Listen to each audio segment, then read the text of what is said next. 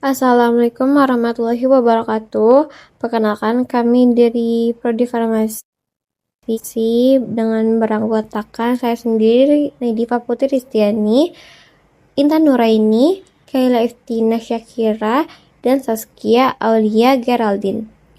Di kali ini kami akan membahas mengenai e-learning tentang larutan. Pembahasan yang akan kami bahas dalam video kali ini yaitu pertama, pengertian analisa dan tahapan analisa. Yang kedua, klasifikasi analisa kuantitatif. Yang ketiga, larutan dan satuan konsentrasi. Apa sih yang dimaksud kimia analisa? Kimia analisa yaitu cabang ilmu yang menemukan dan menerapkan konsep, prinsip, dan strategi untuk mengukur karakteristik sistem kimia dan jenisnya. Analisa dibagi menjadi dua, yaitu analisa kualitatif, yaitu analisa yang dilakukan untuk menentukan identitas dari komponen bahan dalam sampel. Yang kedua, analisa kuantitatif, analisa untuk menentukan berapa banyak komponen bahan yang ada dalam sampel. Proses analisa ini dibagi menjadi 5, yaitu pertama, identifikasi masalah, yaitu penentuan tipe informasi yang dibutuhkan, yaitu kualitatif, kuantitatif, dan karakterisasi. Yang kedua, desain prosedur percobaan.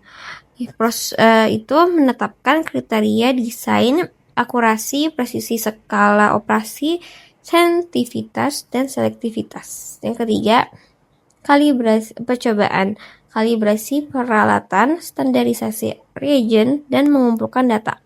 Yang keempat, analisa data dan percobaan. Kurangi atau mengubah data dan analisis statistik, verifikasi hasil, dan interpretasi hasil. Yang kelima, penyelesaian, yaitu melakukan evaluasi dengan referensi. Persoalan analitik. Yang pertama, analisa karakterisasi, yaitu analisa di mana mengevaluasi sifat fisik dan kimia sampel. Contohnya, struktur kimia, konstanta keseimbangan, ukuran partikel, dan struktur permukaan. Yang kedua, analisa dasar, yaitu analisa yang bertujuan untuk mengembangkan metode analitik yang sesuai. Contohnya mengembangkan teori, mempelajari batasan metode, desain, dan mengembangkan metode yang sudah ada. Kemudian ada tahapan yang dilakukan dalam analisa. Yang pertama ada sampling, yang kedua handling, yang ketiga pengukuran sampel, yang keempat persiapan sampel untuk pengukuran, yang kelima pengukuran analit, yang keenam perhitungan jumlah analit. Kemudian ada pembagian metode analisa kuantitatif. Yang pertama metode volumetrik, yaitu volume diukur atau digunakan untuk menentukan jumlah sampel dalam bentuk konsentrasi. Yang kedua ada metode gravimetri, yaitu massa yang diukur atau digunakan untuk menentukan jumlah sampel.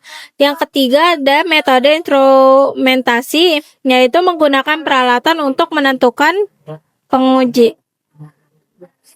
Selanjutnya yaitu ada satuan S1 untuk analisa, yaitu terdiri dari pengukuran, satuan, simbol, pengukuran massa, satuan kilogram, simbol kg, pengukuran volume, satuan liter, simbol L, pengukuran jarak, satuan meter, simbol M, pengukuran temperatur, satuan Kelvin, simbol K, pengukuran waktu, satuan detik, simbol S, pengukuran arus, satuan ampere, simbol A, pengukuran jumlah zat, satuan mol, dan simbol mol.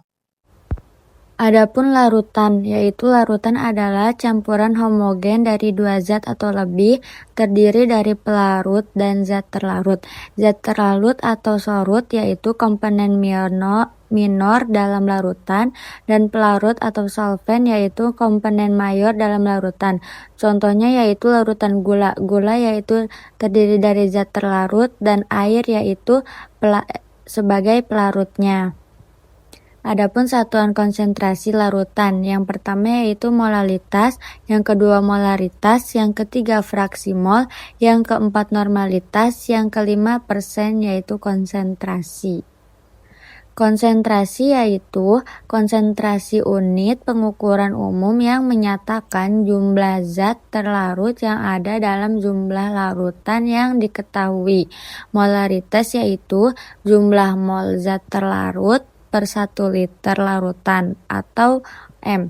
Molaritas sama dengan jumlah mol zat terlarut dibagi volume larutan, dan jumlah mol terlarut sama dengan massa zat terlarut dibagi mR atau G per mol. Kesimpulan dari materi ini adalah klasifikasi analisis kuantitatif terdapat 2 jenis analisis berdasarkan yang diukur. Yang pertama, analisis kualitatif, bertujuan untuk menentukan identitas komponen bahan dalam sampel atau mencari zat-zat yang ada di dalam, contohnya bahan uji. Yang kedua, analisis kuantitatif, bertujuan untuk menentukan berapa banyak komponen bahan yang ada dalam sampel. Langkah-langkah proses analisis. Proses ini melibatkan serangkaian langkah untuk memastikan hasil yang valid dan akurat.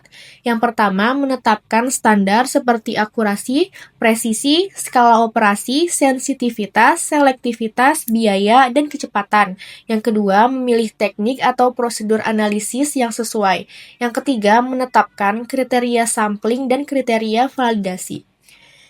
Selanjutnya, review dari materi ini. Yang pertama, kemudahan akses dan fleksibilitas. Bisa diakses lewat HP kapan saja, kelas bisa ditonton live ataupun rekaman. Jadi cocok buat orang yang sibuk atau tidak bisa ikut tatap muka. Yang kedua, interaksi dan dukungan soal. Pengguna bisa upload foto soal bila ada kebingungan, fitur screenshot atau foto query untuk minta penjelasan. Ini bisa membantu saat belajar mandiri. Yang ketiga, tanpa iklan dan pengalaman belajar nyaman. Diklaim bebas iklan sehingga pengalaman belajar lebih bersih dan fokus. Yang keempat, cocok untuk banyak kebutuhan atau level. Dari kursus sekolah degree class, kursus bahasa Inggris, sampai kursus tambahan lain. Fleksibilitas target pengguna cukup luas menurut review pengguna di Play Store. Baik, sekian presentasi dari kelompok kami. Kurang lebihnya mohon maaf. Wassalamualaikum warahmatullahi wabarakatuh.